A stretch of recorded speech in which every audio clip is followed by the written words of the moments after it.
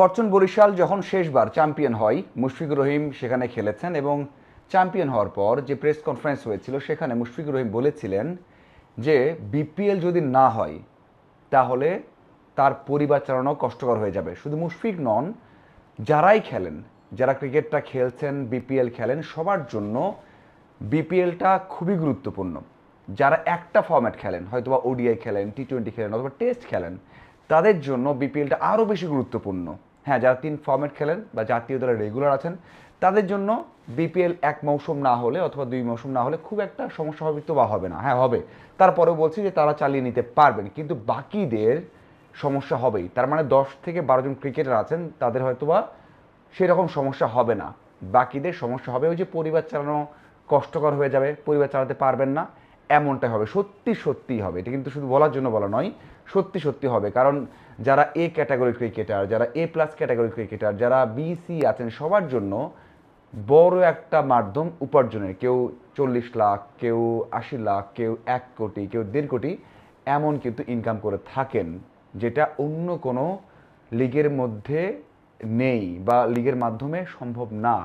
একমাত্র বিপিএল দিয়েই এত টাকা ইনকাম করতে পারেন ক্রিকেটার। আপনি যদি এনসিএল, বিসিএল অথবা ঢাকা প্রিমিয়ার ডিভিশন চিন্তা করেন, সেটা হয় না।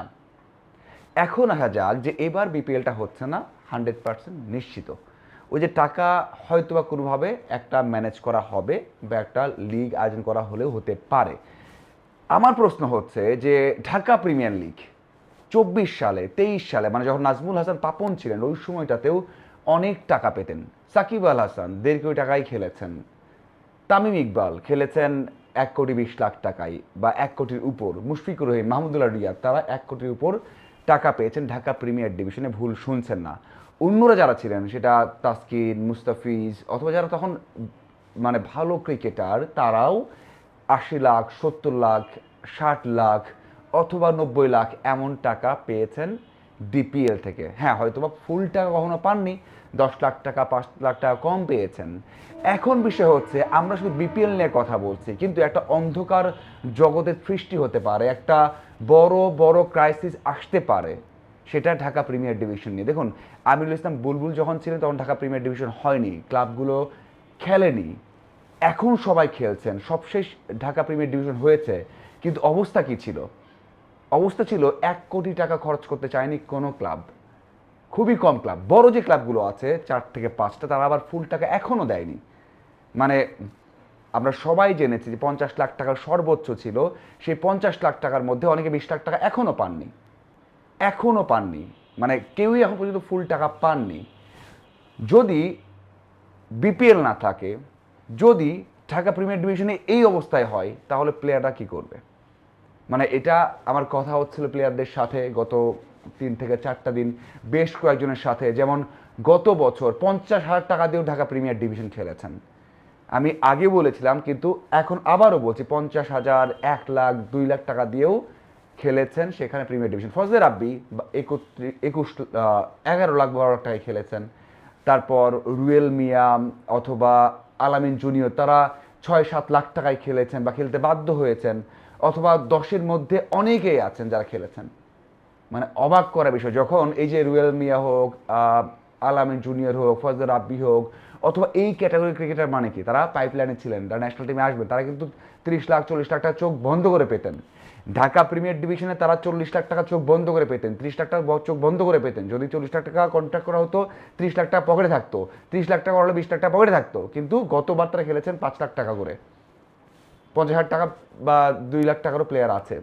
যারা টপ প্লেয়ার, যারা 50 লাখ টাকাতে সাইন করেছেন, তারাও 30 লাখ টাকার বেশি পাননি। তো ওই ধরনের প্লেয়ার, যা টপ প্লেয়ার, কিন্তু ন্যাশনাল টিম প্লেয়ার কথা বলছি, এবং তার পরের প্লেয়ার যারা 20 লাখ টাকা, 25 লাখ টাকায় কন্ট্রাক্ট করেছিলেন, তারা কিন্তু 15 লাখ টাকা, 17 লাখ টাকা বেশি পাননি। এই হচ্ছে অবস্থা। এখন বিষয় হচ্ছে, ভাই গতবার তো একটা ক্রাইসিস ছিল, হয়নি, নেক্সট টাইম হতে পারে। যখন বিপিএলে ঘাটাঘাটি করছিলাম, কথা বলছিলাম, মুশফিকুর রহিমের সেই বক্তব্যটা শুনলাম, তখন মনে হলো যে বিপিএলটা হচ্ছে না, ঠিক আছে, ডিপিএলের কী অবস্থা? ডিপিএল এই সময়টাতে কি হয়, মানে সব সময় তো পরের বছর ফেব্রুয়ারি, মার্চ বা এরকম সময় ঢাকা প্রিমিয়ার ডিভিশন হয়। আর এইরকম সময় এসে সব তৈরি করা হয়ে যায়, মানে দল তৈরি করা হয়ে যায় যে নেক্সট ইয়ার আমি এই দলে খেলবো, ওই দলে খেলবো। কোচ এই যেমন হান্নান সরকার আবাহনীতে ছিলেন, তার আগের বার আবাহনীকে চ্যাম্পিয়ন করেছেন, ওই চ্যাম্পিয়ন করার পরে 1 মাস পরে যোগ দিয়েছিলেন লেজেন্ডস অফ রূপগঞ্জে, কিন্তু পরে আবারও চেঞ্জ হয়েছে, বাট 1-1.5 মাস পরে এটা ঠিক হয়ে যায়। এবার এখন পর্যন্ত কোনো দল ঠিক হয়নি। টপ 2 থেকে 3টা দল ঠিক করতে চেয়েছে বা চাইছে, যোগাযোগ করছে, বাট প্লেয়াররা অনেকেই পাচ্ছে না, টিম পাচ্ছে না। আর অনেকেই টিম পাচ্ছে, টাকা পাচ্ছে না। কেউই 1.5 থেকে 2 কোটি টাকা বেশি খরচ করতে চায় না, যেখানে আগে মুশফিকরা বা সাকিবরা, মাশরাফিরা একাই 1 কোটি টাকা পেয়েছেন একটা দল থেকে। আমি লিখে দিলাম আপনাকে, সামনের বছর ডিপিএল নিয়ে বড় একটা ক্রাইসিস শুরু হতে যাচ্ছে, কনফার্ম। মানে অনেক দল তারা এই কাজটা করতে চাইছে না, যে বেশি টাকা খরচ করে দল গঠন করবে না। মানে একটা সময় যারা এই যে সোহান হোক, সৈকত হোক, অথবা মুগ্ধ হোক, আরও যারা আছেন, ইয়াসির রাব্বি থেকে শুরু করে যারা ন্যাশনাল টিমের পরের লেয়ার বা ন্যাশনাল টিমে আছেন, একটা ফর্মেটকে খেলছেন, যার কথা বলুন না কেন, যারা ন্যাশনাল টিমে এখনও আছে, তাদেরও কিন্তু মানে কেউ 50 লাখ টাকা বলছে না, 60 লাখ টাকা বলছে না। তাহলে তারা সত্যিই সংসার চালাবে কি করে? বিপিএল কি হবে ঠিক মতো? 3 থেকে 4টা ক্লাব, আমি আবারও বলছি যে 2 থেকে 2.5 কোটি টাকা খরচ করতে চাইছে সর্বোচ্চ, বা 2 কোটি টাকা, এর বেশি কেউ খরচ করতে চাইছে না। তাহলে প্লেয়ারদের পেমেন্ট কই থেকে আসবে? অত টাকা কে পাবে, কে দিবে? কেউ দিবে না। তো আমার মাথায় ওটা খুব বেশি করে স্টার্ট করলো যে আসলে ঢাকা প্রিমিয়ার ডিভিশন মানে যদি এমন হয়, আবার বিপিএল যদি না হয়, তাহলে সংসার কি সত্যিই চলবে? চলবে না। আপনি বলেন ভাই তাও তো অনেক টাকা, 30 লাখ টাকা, 40 লাখ টাকা অনেক, কিন্তু না, তাদের যাওয়া আসা খরচ, পুরো মৌসুমের খরচ, একটা ব্যাট কিনতে 1.5 লাখ টাকা লাগে। অনেস্টলি একটা ব্যাট কিনতে 1.5 লাখ টাকা লাগে, 2টা ব্যাট কিনলে 3 লাখ টাকা লাগবে একজন ব্যাটারের জন্য।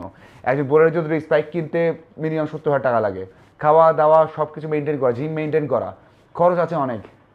আবার তাদের পরিবার চালানো, সত্যি সত্যিই যদি প্রিমিয়ার ডিভিশনে মানে বিপিএলের সাথে ঢাকা প্রিমিয়ার ডিভিশনে এই অবস্থা হয় যে এখনও মাত্র 2 থেকে 3টা দল এই কাজ করছে, ক্লাব দল গঠনের চেষ্টা করছে, বাকি ক্লাবের খবর নেই, 2টা টিম নাও আসতে পারে, এই অবস্থায় চলছে, তাহলে বড় একটা অন্ধকার সৃষ্টি হতে পারে, বড় একটা সমস্যার সৃষ্টি হতে পারে। প্লেয়ারদের যে পেমেন্ট ছিল লাস্ট ইয়ার, তার থেকে যদি না বাড়ানো যায়, তাহলে কোনো লাভ নেই। আমার মনে হয় আবারও একটা সমস্যায় পড়বে। আমার মনে হয় ঢাকা প্রিমিয়ার ডিভিশন নিয়ে চিন্তা করার দরকার আছে ক্লাবগুলোরও, সাথে বোর্ডেরও, এবং বিপিএল না হলে ভালো একটা ব্যবস্থা করা, যেটা আর্থিকভাবে, এবং যে ম্যাচ খেলা খুবই জরুরি, সেটাও যেন হাই ইন্টারেস্ট ম্যাচ তারা খেলতে পারে, তাহলেই হয়তো বা সমাধান আসবে। যদি না হয়, বিপিএলের সাথে যদি ডিপিএলের যে অবস্থা বললাম, যদি এটাই হয়, তাহলে বাজে একটা অবস্থা হতে পারে।